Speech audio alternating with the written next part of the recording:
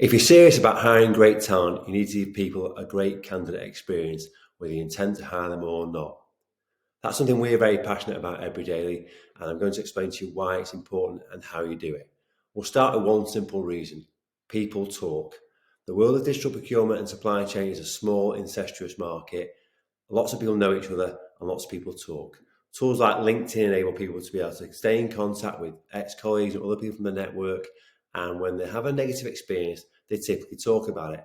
I could name several organisations, high-profile companies with strong brands in our sector that have got awful talent branding. They've got awful reputation for the way they treat people during the selection process.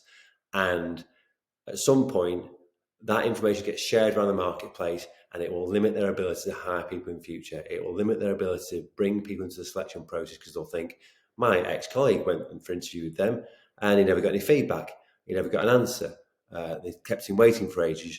She found it a really negative experience. So this is the sort of thing that people talk about. If you think about the 7 degrees of separation, everyone has got connections to each other.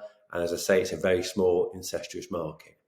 So what does a good candidate experience look and feel like? Well, this is something which a lot of internal talent people talk a lot about. I'm not sure all of them can back it up, if I'm honest with you. The ones that I work with that are good at this, no, because I've told them. The ones that aren't, well, if I've not told you, that's because I don't think you're very good at it. Importance of things like feedback, post-interview feedback. That's very important. People want to know where they stand, how they performed, if they're still in the equation. What about the timescales? Are you setting realistic timescales? So if they're saying a second interview is next week, is it next week? Or are we still waiting 2-3 weeks later to find out? These are sorts of things that people get frustrated about. They don't like being kept in the dark. And if they're not communicated to effectively, it creates a negative impression. Contrast that with the selection process where we set realistic timescales. People are given suitable feedback. They're explained how long it's going to take, who they'll meet.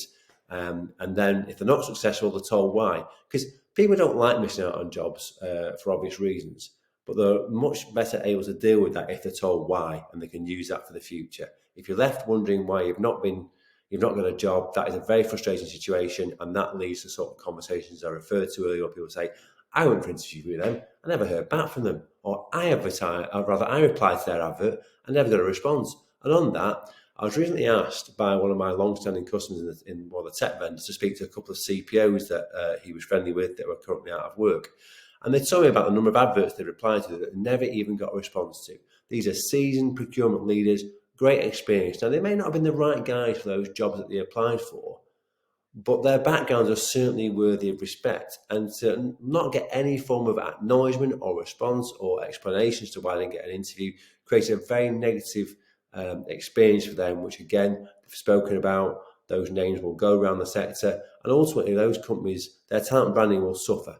So if you're serious about hiring great talent, understand what sort of candidate experience you want to give to people, plan it ahead, set realistic timescales, give feedback, and ensure that you're communicating throughout so people know where they stand.